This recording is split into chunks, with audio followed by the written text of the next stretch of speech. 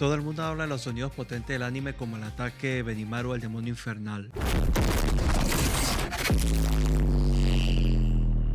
Pues le tengo un ataque que ni se imaginan y es de un anime que destaca por su historia y no adivinarán de qué se trata. Bueno, para ir rápido al meollo del asunto, se trata del ángel Ramiel.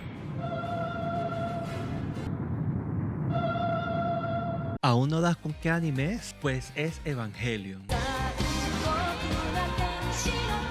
El ángel Ramiel tiene un efecto de sonido demasiado es mucho con demasiado, no sé cómo describir. Es un ataque, pero el sonido se asemeja a un grito. Es tan único que te agarra de sorpresa. Y pues aquí te lo dejo para que también lo disfrutes.